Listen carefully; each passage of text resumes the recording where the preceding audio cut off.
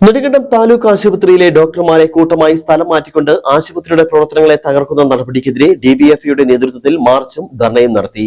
DYFI ജില്ലാ secretary S Sudheesh ധർണ ഉദ്ഘാടനം ചെയ്തു. നെടുങ്കണ്ടം താലൂക്ക് ആശുപത്രിയെ തകർക്കാനുള്ള ശ്രമങ്ങൾക്കെതിരെ ഡിവൈഎഫ്ഐ ബ്ലോക്ക് കമ്മിറ്റിയുടെ നേതൃത്വത്തിൽ ആശുപത്രിക്ക് മുന്നിലേക്ക് മാർച്ചും ധർണയും നടത്തി.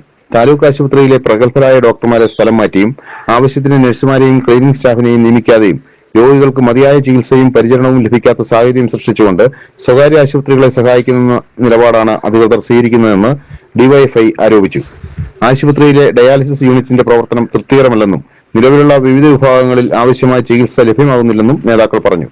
ആശുപത്രിയിലേക്ക് നടന്ന പ്രതിഷേധ മാർച്ച് കിഴക്കേ കവലയിൽ പോലീസ് തടഞ്ഞു. തുടർന്ന് നടന്ന ധർണാ സമരം ഡിവൈഎഫ്ഐ ജില്ലാ സെക്രട്ടറി എസ് സുധീഷ് ഉദ്ഘാടനം ചെയ്തു.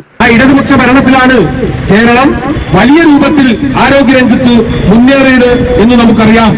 എന്നാൽ ഇപ്പോ ഏതാണ്ട് 2 മാസക്കാലായി ഈ കേരളം ഭരിക്കുന്നത് UDF ആണ്. ഞങ്ങൾക്ക് ചോദിക്കാനുള്ളത്, ഈ നാടിനകത്ത് രോഗികൾ മരിച്ചു വീഴുമ്പോ ഞങ്ങൾക്ക് ഹണിമൂൺ പീരീഡ് ആണ്, അതുകൊണ്ട് ഞങ്ങളോട് ചോദ്യം ചോദിക്കരുത് എന്ന് പറയുന്ന മന്ത്രിയാണ് ഈ കേരളത്തിന്റെ ആരോഗ്യ വകുപ്പ് ഭരിക്കുന്നത് എന്നത് നമുക്കേവർക്കും അപമാനകരമാണ്. ബ്ലോക്ക് പ്രസിഡന്റ് മിലൻ ജേക്കബ് അധ്യക്ഷത വഹിച്ചു. Block secretary KS Ansari, Kannan Raveendran, Akshaya Anil, Bipin Lal, Devakrishna, Riyas Sulaiman, Ananthu Vijayan, Nikhil, Ajith, Gokul തുടങ്ങിയവർ പ്രസംഗിച്ചു. News bureau, Nedumkandam.